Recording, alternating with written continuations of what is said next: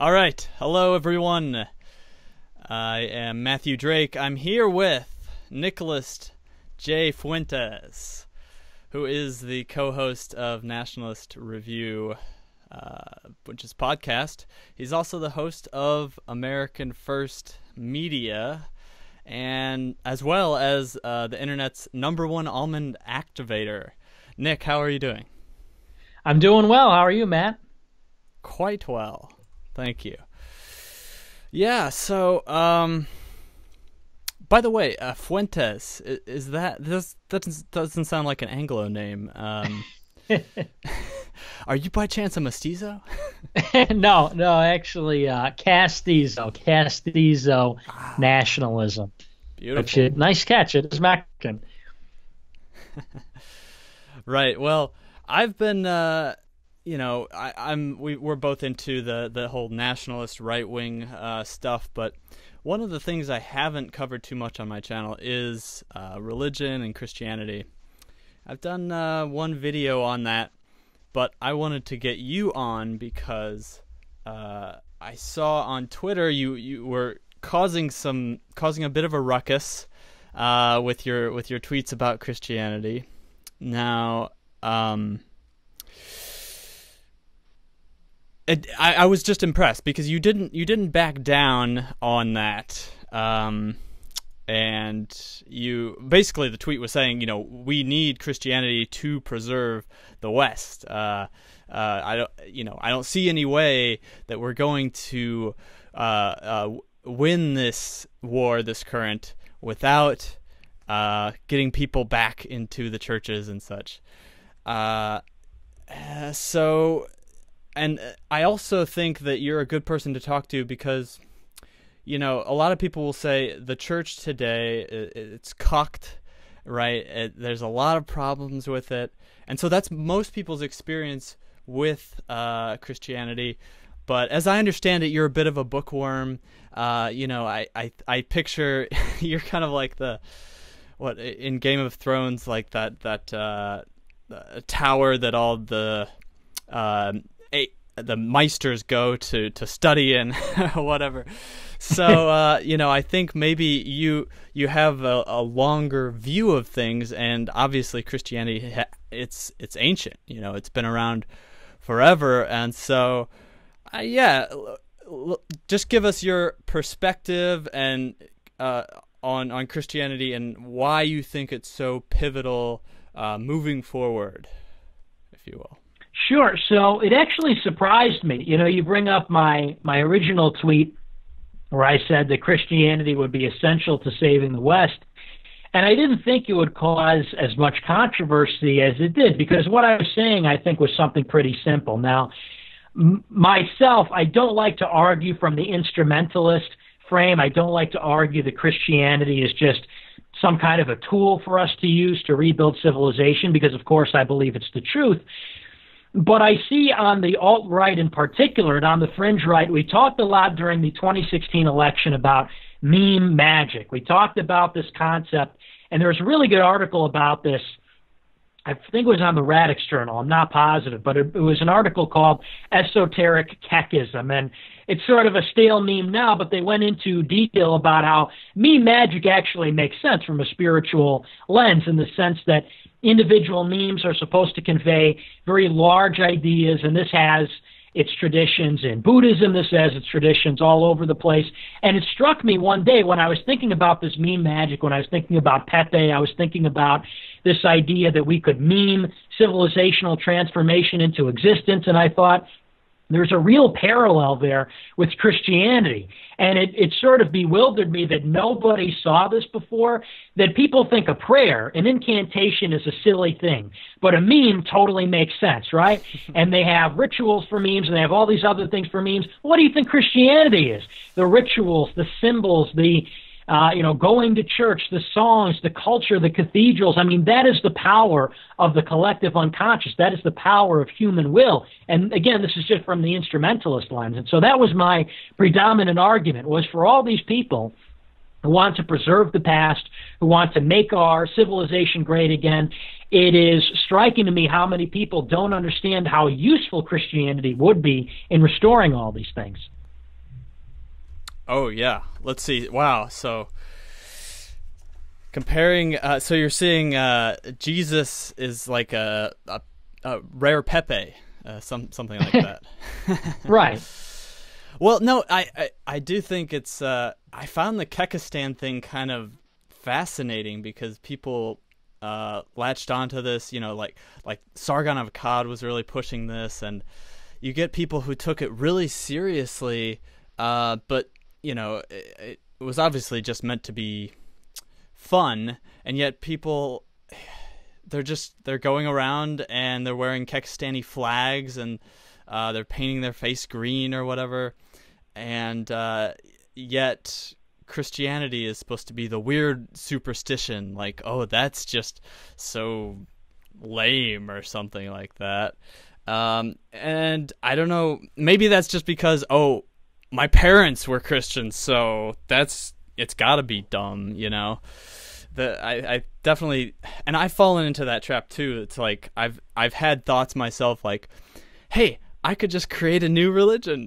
It's like, wow, you know, and I could find the truth. But I think as I've gotten older, I realized that taking what has you know, been built up through the ages and adding on to that in whatever minor way. I mean, I'm never going to write volumes like Thomas Aquinas or anything, but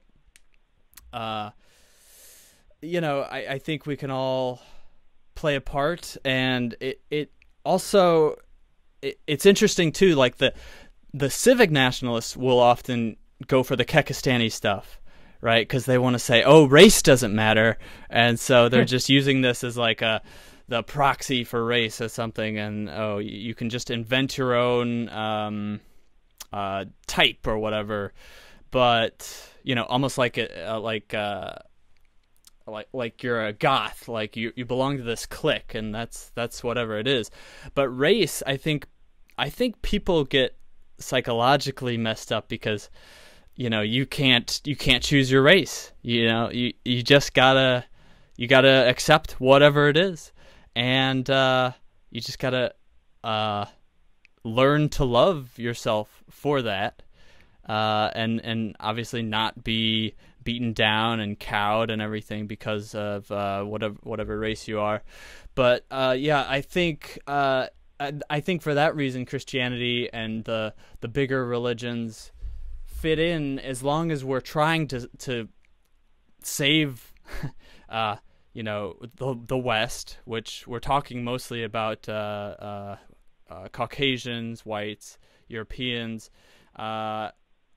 It makes sense that would go hand in hand with Christianity.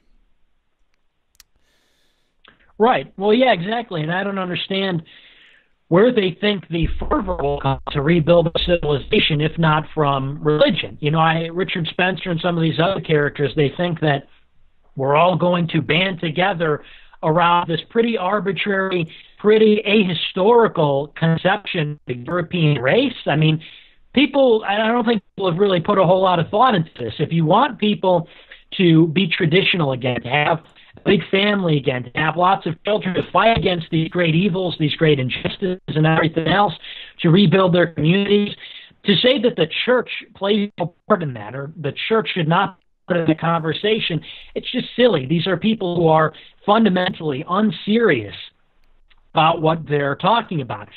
I don't understand how you get from A to point B, how you get from our civilization now to the imperium, to the ethno-state transplanetary imperium without Christ, without religion, without these traditions that made our civilization great. You know, all these people will point to the great cathedrals, they'll point to the great works of art, the great scientific achievements, and all of them were achieved in pursuit of glorifying God. They were all pursued out of religious fervor.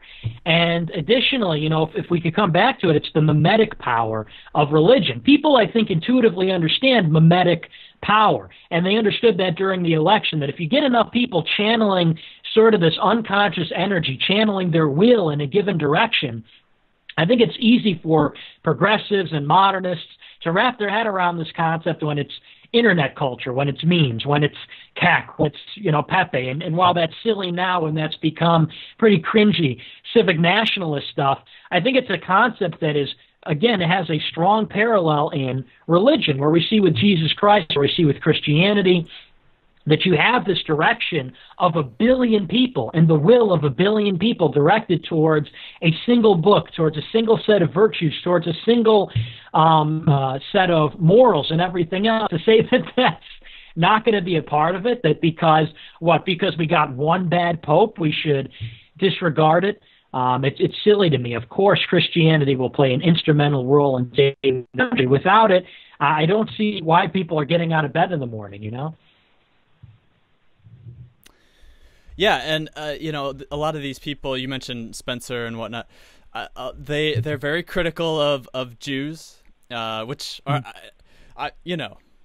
we can just say it. They're very critical of Jews, and one of the things that they say is that, well, and rightly so, Jews kind of, well, it's the culture of critique. They like to criticize things, but they don't necessarily have like some idea of, okay, well, what's your idea? What's your big idea? Yeah, and so we definitely see this with the atheism, and yeah, like you say, that I just haven't heard a good replacement. So it seems like they're kind of falling into that thing. Now, another thing is that you will hear this argument that Christianity is a Jewish trick. I'm sure you're familiar with this, and on the face, it definitely seems like well, yeah. I don't want to set it up too much. What are your thoughts? Do you think it's a Jewish trick? Oh, it's funny to me because that would be the first instinct of people who haven't read about this stuff, who haven't read the Bible, haven't read things about what actually went down 2,000 years ago. Because Jesus, of course, was Jewish. But if you know the story, you know that it was actually the Jewish rabbis who were responsible for his crucifixion, who alerted the Romans to his activities and got him killed in the first place. People call that blood libel. People call that anti-Semitism. That's just the truth. And Jesus himself drove the money lenders out of the temple. Jesus himself wanted to get the teachings of the rabbis. And, you could read, there's a really good book about this called Judaism's Strange Gods, where it talks about how, in addition to that, modern Jews have strayed so far from Scripture, so far from the Old Testament and what's actually in there with the Talmud and the rabbinical teachings. But in addition to that, it's funny because Richard Spencer, so ironic, because the same people that support Richard Spencer, that love Richard Spencer, who would call Jesus a Jew and it's a Jewish trick, who was Richard Spencer's mentors? Paul Gottfried, Jewish. So if we're going to start talking about Jewish tricks, I think you got to start looking at who is the mentor of Richard Spencer, Right. Well, a lot of people, they get woke on the JQ and then they think they've just found the answer, and it is like a significant thing once you realize it. But I think what you start to realize is that like the Gentiles and the Jews, they're very intertwined. I guess I want to say psychologically, it's just like they sort of play off of each other, and I did a video called What I Like About Jews, and it's like well, for one, they're very nationalist, so they have a lot of these admirable qualities. They're very smart. I think there's always at least a half truth to what they're saying, and so I see this. I don't see this as like some I think, to quote Nietzsche, like revenge, that the Jews, that revenge that's taken 2,000 years just to accomplish, and you guys, you're just oblivious because you don't see it, or maybe I'm misinterpreting him, but that's kind of what he was saying. And I see it more as like a challenge for us goys. We have to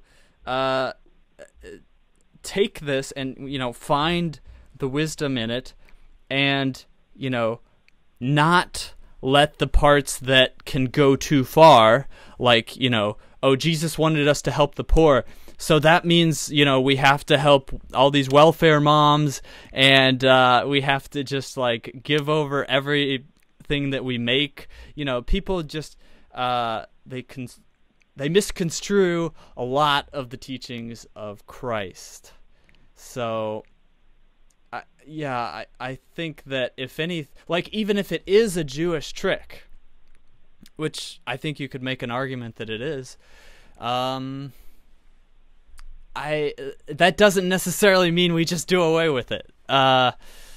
It's like I want to see us play a trick on them for once. It's like, why do they always have to be the ones who are like being sneaky and like subverting us and everything? It's like, well, hey, maybe we could use this, and they think they have us right where they want us, but in reality, we're wise. We've wised up.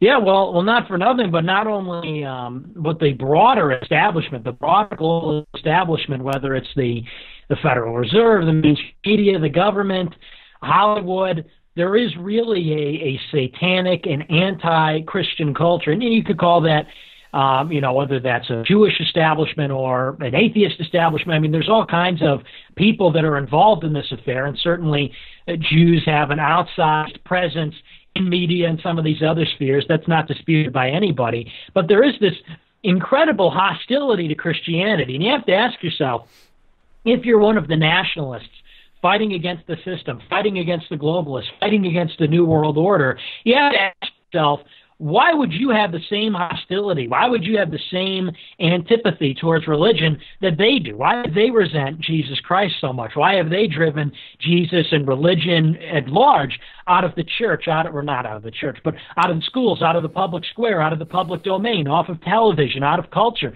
You have to ask yourself why they've been so determined to destroy that as an institution in our lives. And I think once you answer that question, you realize that it has tremendous utility, tremendous power to unite our people and unite our people around positive, good things that will destroy the influence that the establishment has. People will point to the Pope. People will point to how Christianity is Sclaven morale, in the words of Nietzsche, how it's a morality of weakness that celebrates slavery, and you understand that criticism, but at the same time you look at how Christianity fortifies a civilization, how Christianity encourages strong families headed by a strong father with a subservient wife, with lots of children who respect their parents, who respect tradition, who respect rituals, and on and on. And I don't understand how people can take all of that and say, no, we don't like that. It's my dad or my mom, boomer cucks, believe in that stuff, so I'm just going to write off the whole thing. We have to have imagination. To a certain extent, we have to have vision to repurpose and reutilize these old things. I mean, somebody told me, well, Christianity's been cucked for a long time, and Christianity's old, and Christianity is useless, basically. And I said, okay, well then, if that's too much of an effort to rehabilitate Christianity, I think we could say the same for the white race, right? It's old, it's lame, forget about it, who cares, it'll go away. There's that double standard there. And it's people that just don't know enough about the subject that criticize it, people that just don't know enough about it. They hear one thing, they know that Jesus is Jewish, and they have heard some things before about that, so they say, writing it off. I heard Nietzsche said that was slave morality, so it's, I won't even consider it. You have to do your homework. You have to read the history, and a lot of people don't do that. So, yeah, wholehearted endorsement. I don't even think Nietzsche was like even that anti. Well, yeah, I don't know. My understanding was he's not like anti-Christian, or he wasn't just declaring that.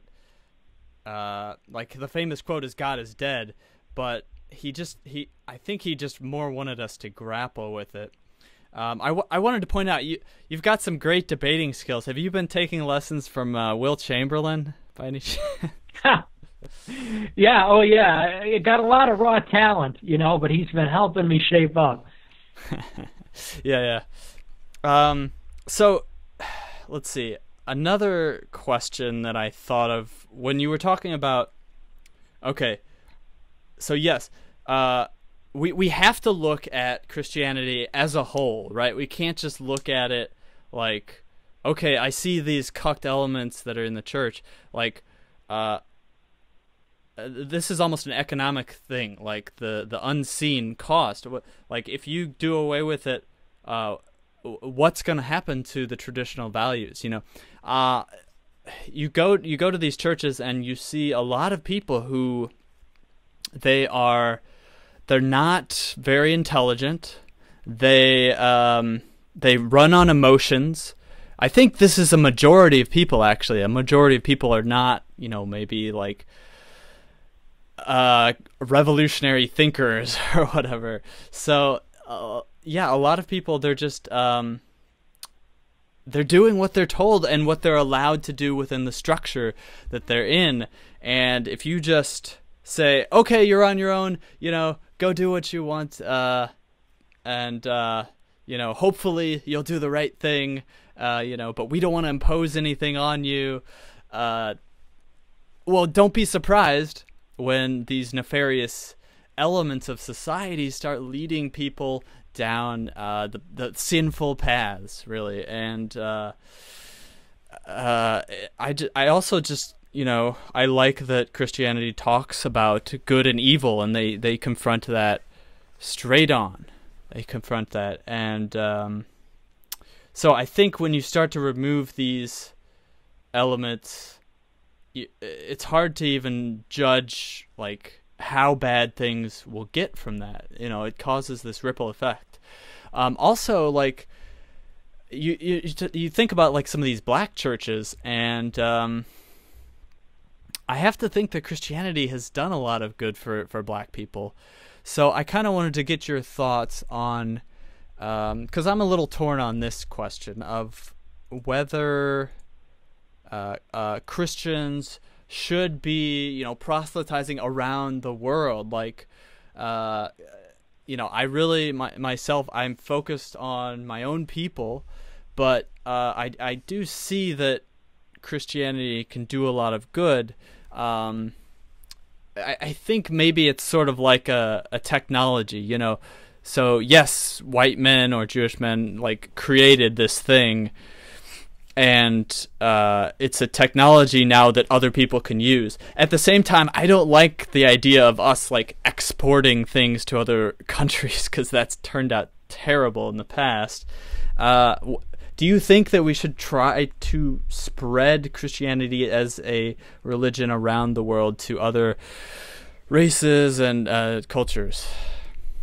Yeah, absolutely. And separate that from the missionary duty of Christians to spread our religion around the world from the nationalist political duty to save our country. I don't think the two are mutually exclusive. In fact, they're very different from one another in the sense that, it's all the difference in the world between bringing people over here, between bringing Mexicans and Africans and everyone else over here to invade our country, and to send a missionary over to Africa because you want to share the truth with them. You want to share the good word, as they say. I don't think there's any difference between religious truth in that sense and scientific truth or mathematical truth. We share our technology with Africans in Africa, or with Asians in Indochina and other places. We share our truths with South America and other countries.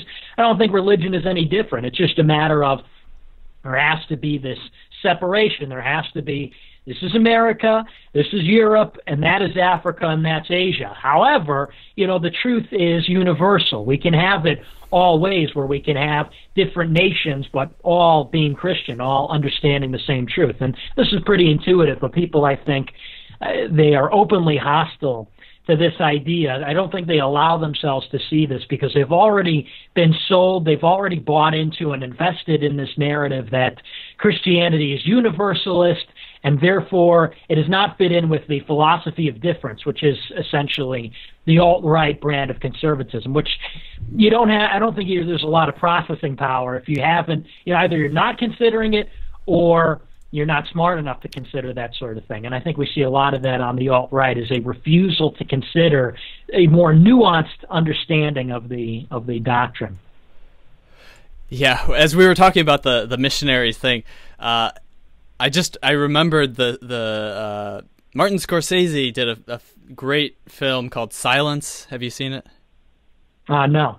Oh man, you got to watch it. It's like these two Catholic priests, I think, go to Japan, and they're trying to infiltrate and I think there have been missionaries in the past, and they set up this community, and then like one of them gets caught and says that he has given up his religion because the emperor basically made him give up his religion, but then at the end there's like this ambiguous thing, like he held on to some like token symbol, and there's some ambiguity. It's a good film. Oh, I just spoiled it. Ugh. My bad, Nick. It's all right.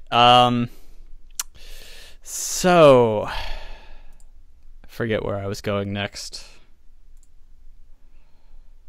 We were talking about can Christianity be adapted to cultures? Let's see.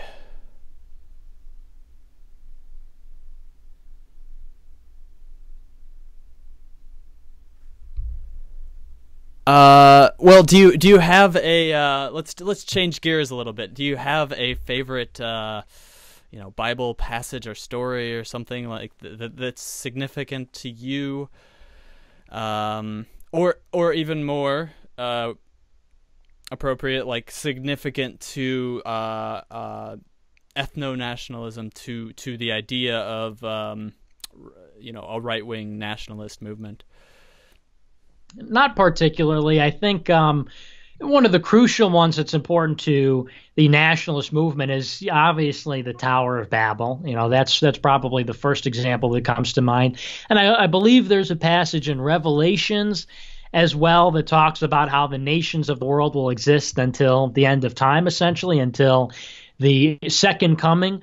So I'm not sure exactly which one that is. I believe it's in Revelations, but I mean, those two probably are the best support for an ethno-nationalist version of Christendom. And, people say that's not legitimate or that doesn't exist. But, you look at Christianity from the time of the 4th century when it was adopted in the Roman Empire until very, very recently. And there was no question as to whether or not Christianity condoned borders. People conveniently like to forget about the fact that for 1,700 years, or actually probably closer to 1,500 years, Christianity upheld indisputably, uncontestedly, borders and European Christendom. It wasn't like that was some kind of like Christian revelation that we don't need to have borders anymore. That was a political one. So I think it's very convenient that people read it out that beyond the theological case for borders that's laid out in several places in the Bible, in addition, you have 1,000 or more, 1,500 years of history that suggests that the two are fundamentally not incompatible. And actually, one would support the other. We know that Christendom had borders and walls in the Vatican, on the outer periphery of the Holy Roman Empire in the Balkans. Obviously, they fought multiple crusades to retake the Holy Land. So this idea that militancy, that borders, that nationalism is not Christian is absurd and against the historical record. Yeah. So what do you think about the Dark Ages, then? I mean, there is this kind of myth that, things fell apart as soon as Christianity took hold, and after the pagan Roman Empire had fallen, and then we got into this, terrible period. there's actually a good book on this topic. Before I hand it over to you, I think it's called The Victory of Reason, but it sort of talks about the Dark Ages and exposes this myth, like, oh yeah, it was just a terrible time. Like, yeah, it's true, we didn't have a lot of the standard of living exactly, but there were a lot of inventions that were taking place then, like, I don't know, the like farming inventions, like the plow and stuff, like major things like that laid the groundwork for everything that came after that. And it was all the church, and it really didn't have much government involvement. I think there were city states and stuff, or regions, but it was really all these local communities would organize around their little cathedral or covenant there. So I think it's a little unfair the way that history has painted that time, and usually it's Christianity that gets the blame, and then we think, oh, the Enlightenment happened and everybody was just, they realized, oh, this was such a foolish thing to have this ideology, this religious part infused into society. Right. Well, yeah, the Dark Ages, I mean, that's a myth, essentially, this idea that everybody got really dumb because the church was hoarding all the books and suppressing things. I mean, this is an invention. This is a fabricated history created by the new atheists like Hitchens, like Dawkins, and the rest of them. And it's just simply not true. There was so much knowledge that was being learned at the time. There was so much cultural life going on at the time that you don't learn about. And in addition to that, not only do they lie about the Middle Ages and medieval times about Christianity, they forget that Christianity basically invented the modern university with the cathedral. The Christianity was the main place for intellects, for academics, for people that are studying, for scholars and everything else. But in addition to that, the Enlightenment that they hold up as the triumph of reason, the triumph of science over religion, with few exceptions, every scientist, every political philosopher, everybody that was produced by the Enlightenment was Christian, was devoutly Christian, whether it's Copernicus, whether it's Isaac Newton on the political spectrum, on the philosophical spectrum. John Locke derived his theories from Christianity, and all the rest did as well. So, it's just a fundamental misreading of history. If people, if people just read the books, if people went into their history and looked at what actually happened, all these things start to go away. But that's just it. It's so funny to me, too, that the alt-right, I mean, these are people that have a pretty good understanding that the media lies to them, that the schools lie to them, that they're being lied to by the establishment, and then they take the same tired talking points from the media on issues that they themselves haven't looked into, and they hold these as the truth, as the Bible truth. So it's very interesting, again, that double standard, that at once they believe that everybody's lying to them, everybody in school, everyone in academia is lying to them, there's this big conspiracy, but at the same time, they can take all the non-political issues basically at face value from high school, Right, and I like that point you made earlier about it's like, yeah, if our enemies were really if they actually wanted us to be Christians, why would they be screaming and trying to pass legislation to discriminate against Christians, and why would they have all these implement if Christianity wasn't good for us? So it's just kind of silly. Now we have sort of talked about this dichotomy, like the truth versus like this being a good implementation or whatever. And my theories on this are kind of evolving, and some of it I've talked about, some of it I haven't. I was an atheist for a while, and I've since converted, but I just want to ask you what your opinions are. Like, if someone doesn't, actually believe in, say, let's just call it, a ghost in the sky or something like that.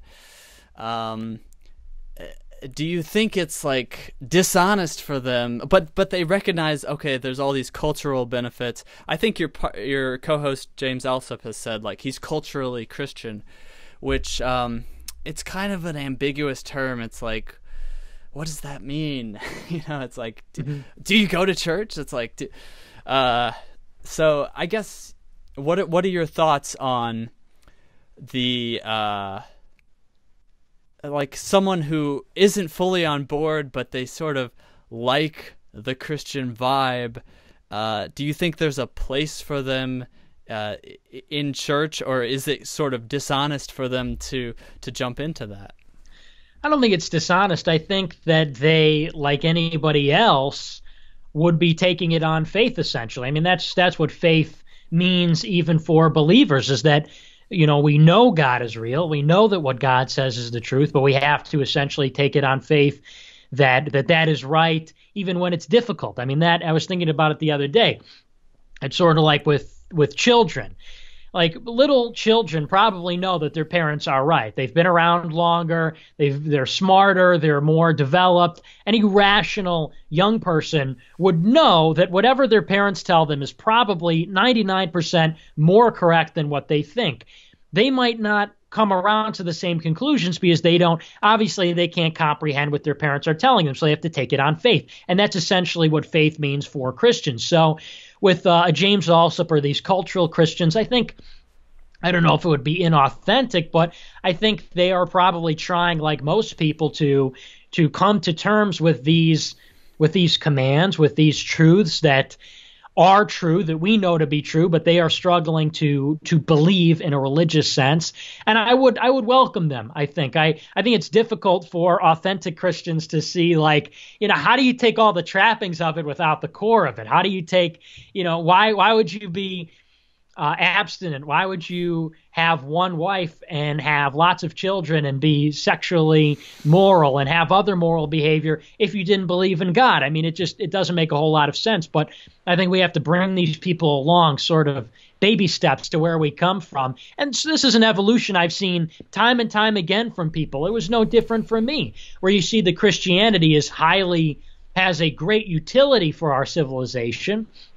And as you get interested in why that is, why it is the case that Christendom has made us so successful, I think eventually there is a path there where you come around to understand that it's not because Christianity recommends, X, Y, and Z, but it's through Christianity that we become great. So I think there's a pathway to salvation, so to speak, to get a little religious, but there is a pathway there from this cultural Christian that's a little bit paradoxical, that's instrumentalist, that doesn't make a whole lot of sense, to a genuine, authentic believer. And that's where we want people. We want people to be doing these things because they believe it's moral and right, not because, like, somebody told them to, So I think there's a way. There's a way to make it work. Yeah, I've been really interested in just, like, how could I get, like, atheists to, start to entertain these ideas? And I did put out one video which was talking about sort of a theory of, the Holy Trinity, in terms of seeing it in terms of some kind of ancestral link, So, and also, obviously, like, the big example that a lot of people are familiar with is Jordan Peterson, who's talked about the psychological significance of the biblical stories. And it's a big hit. Like, a lot of these people aren't true believers, but they're fascinated by a lot of what he has to say. And I think maybe that is hard for people like Christians to sort of do. Like, they're used to their traditions, their church, and sort of just these emotional understandings of their belief, which they understand, and it's very important for them. And then they get up on the pulpit and they can, they have this emotional experience, and other Christians, it connects with them, but it's not really, I think, connecting to other people.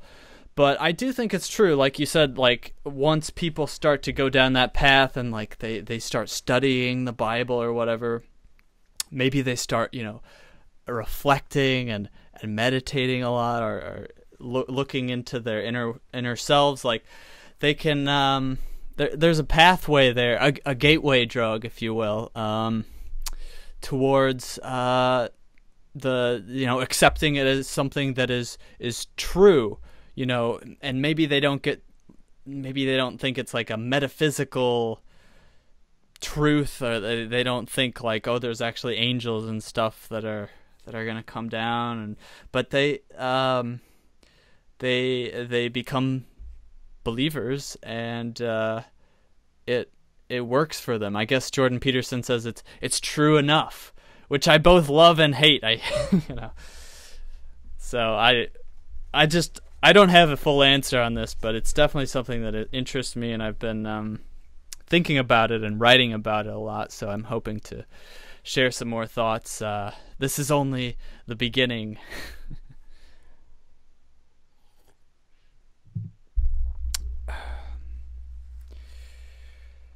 Yeah, so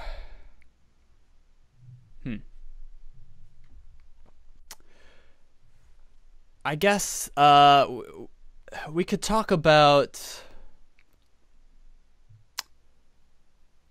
I want to talk a little bit more about the family, because this is, I think, where religion really shines. You can't, government is never going to like legitimize the family. Like, they can pass legislation that doesn't interfere with it, but they can't actually promote it. And I can't really think of any other organization other than the church that can really promote it. But I just want to hear your thoughts maybe on why the church does have that significant role in promoting the family. Like, why is it so built in to the doctrine, and do you think it could ever be manipulated to the point where it's just in other words, do you think people could infiltrate the church, these rootless cosmopolitans, and like just sort of disintegrate it to the point where it's just not even recognizable? Is that a realistic thing that we have to be worried about? Well, it's already happened. It's already happened with the Catholic Church. It's already happened with Protestants, obviously, who have been more susceptible to this sort of thing in the absence of institutional power, institutional authority, and hierarchy. You see really the last bastion of traditionalist Christianity in the Orthodox Church, and even there are some positive elements, some corrupt elements in there as well. It's difficult, but I think Christianity, at the very core of it, it's a pro-natal text.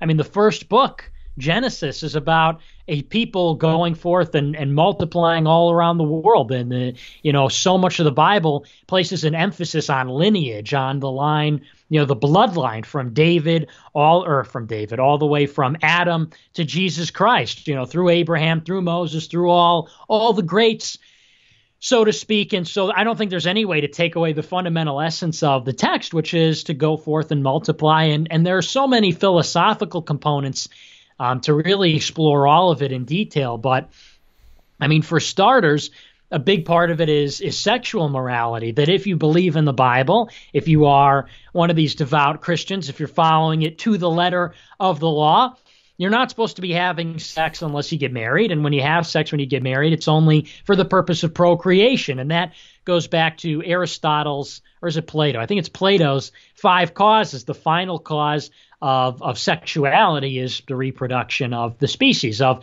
having children. So the only way to have sex morally, if you're a Christian, is for the purpose of procreation.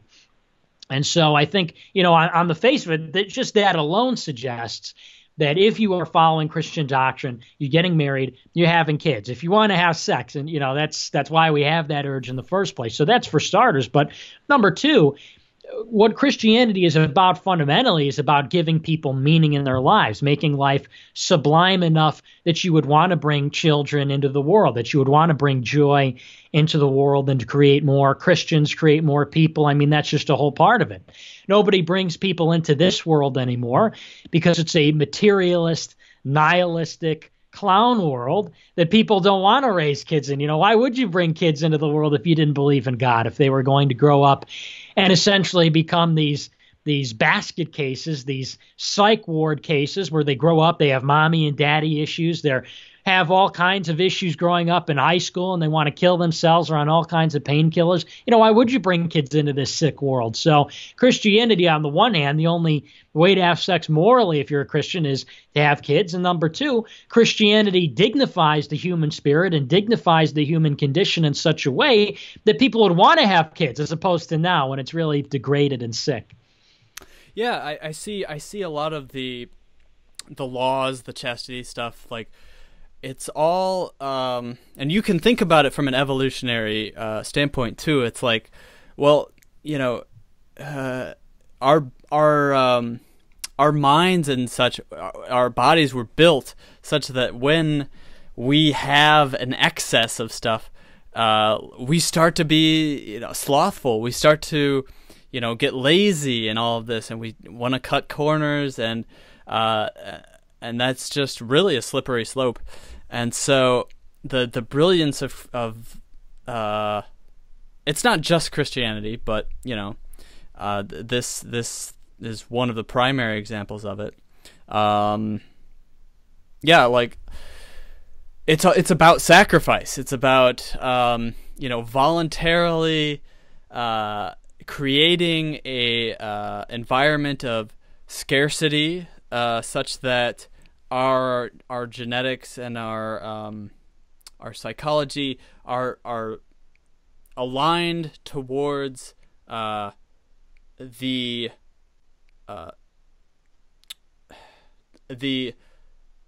survival of our species. And it's like I don't know if you know about the RK thing, but that comes to mind because the K selected species are the ones that have slightly fewer kids, but they invest more into their kids and stuff, and so they usually come about in an environment of scarcity, right? So if we create this environment of scarcity, then we don't have to wait for the next war to you see this with wildfires, right? And people, ecologists know that you have to have this controlled burn, otherwise, over if you let it grow long enough, all the grass and stuff, it will eventually just erupt into this uncontrollable thing and cause so much damage. So I really see that the pain or the self-sacrifice in Christianity, which is right there in the whole story of Jesus on the cross, sacrificing yourself. I really see that as a way to stop these bigger cataclysmic events, like war or like famine, that could just annihilate, and it will eventually. It's just inevitable that if you let things go, if you let the looseness of our morality go that long, then something is inevitably going to rebalance stuff. So that's one of the most practical ways I can see advocating for Christianity, is to have this controlled burn, if you will. Yeah, it's true. And simple things like personal responsibility. I mean, simple things like taking responsibility for your actions can avert all the horrible apocalyptic scenarios that we envision today. I mean, for example, you think of a pandemic disease that would wipe out the country. Well, if you had people that were Christians, if you hypothetically were in a society where we can design the kind of Christianity that people believe in, the way that you avoid that is you don't have these cities, you don't have these urban hellholes where people are in such close quarters with each other. That stops the spread of disease. If people are personally responsible and they have a public or civic consciousness that they don't want to cause harm to their neighbor, they wash their hands. They take care of themselves. It's simple. It sounds so dumb. It sounds so simple, but you're right. It is a slippery slope where if people aren't doing simple things that they're supposed to be doing, it does open up Pandora's box to all kinds of ruin. We're really taking a chance every day that something doesn't happen. You look at like the spread of STDs. That's a perfect example of that. If people were living sexually moral and healthy lives, you would have no AIDS epidemic. You would have no STD epidemic. It probably would have went away a long time ago because the people that had it would have died off without giving it to anybody. I mean, it's as simple as that. So, you have a Christian society, you have a moral society, a healthy society.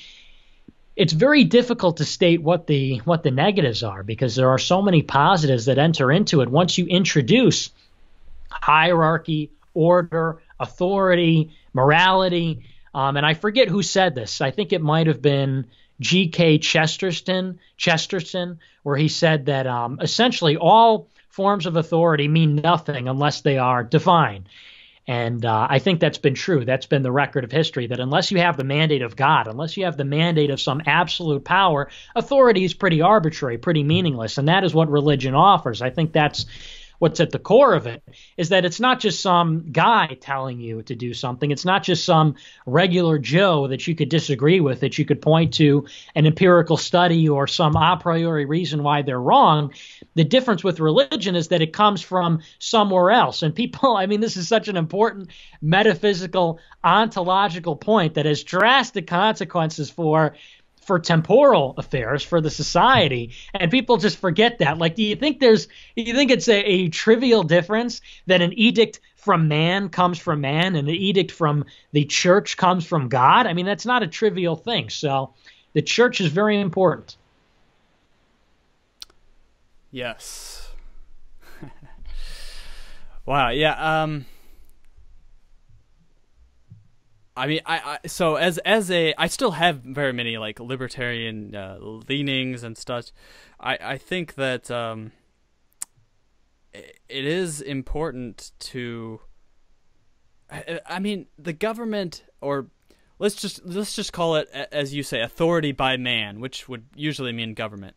Like, it usually does things badly, and even when it does things good, like there's no way to actually measure like whether that thing is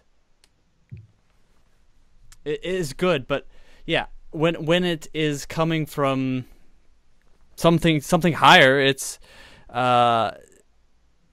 you can actually do away with government or eliminate it to some degree.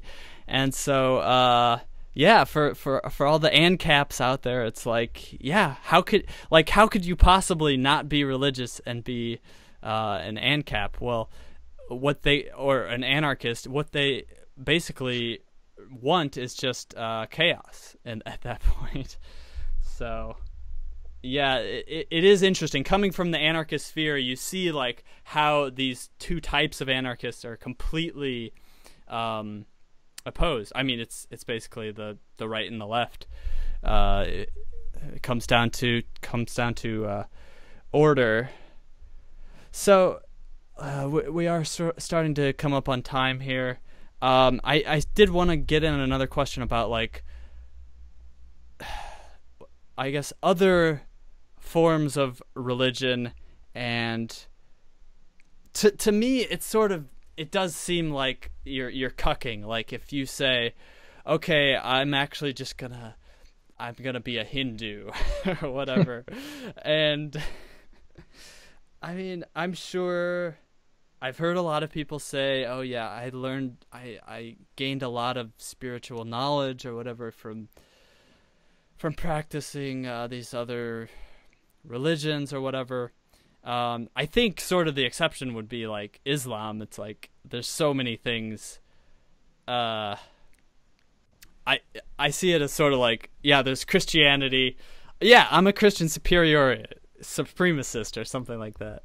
Maybe that's the case, but I see it like Christianity is sort of the best for most people. I think it would probably look a little different among different peoples. Like there'd be different kinds. There already are different kinds, but and then you've got sort of these other religions in the middle, like Taoism and Confucianism, and they're sort of innocuous, I guess. And then you've got Islam at the bottom. And so, what is my question here? I guess my question is like, one, do you think it's wrong for people to explore and adopt other religions other than what is like traditionally their own for their own culture and stuff? And then two, do you think that next crusade when? Yeah, well, I mean, for other peoples of the world, I can't speak for them, but you have to when you're comparing world religions, there's a really good video by Fulton Sheen about comparing world religions. So good. But to summarize his point, because I don't think it's been said better by anybody, but he says when you're comparing different religions like Islam, Christianity, etc., you understand why those religions have evolved in those places for those people. Islam makes sense for the Arab people historically, geographically, what they're up against, their power structure. It just makes sense. Africa, their folk religions, their sort of superstitions made sense given where they were, and the same is true with the Orient and of the Amerindians. But if you're comparing modern world religions in the modern day, and that's kind of a meme, but it's true, if you are comparing them today, you look no further than the Old Testament, which predicted in, I forget the exact number, but many different places where Jesus Christ would come again. And I read some study that said that the probability that even 8 of those predictions came true that were prophesied about Jesus Christ, it was something like 1 in a quadrillion, like insane numbers we're talking about. The prophecies that Jesus fulfilled when he came in the New Testament. So, I mean, that's number one. Number two, the guy rose from the dead. How do you argue with that? You know, you got Taoism, that's nice. You got Hinduism, been around for a long time. Our guy was dead and he was alive again. Hard to argue with that. So I think it's the truth. It can certainly be adapted to other geographies and to meet the challenges of different peoples, divergent peoples and divergent climates and topographical places and everything else. But fundamentally, it's the truth. You know, that's why we believe. Yeah, like on Puerto Rico or whatever, they'll have island time and they start church at noon or something like that. Yeah, right.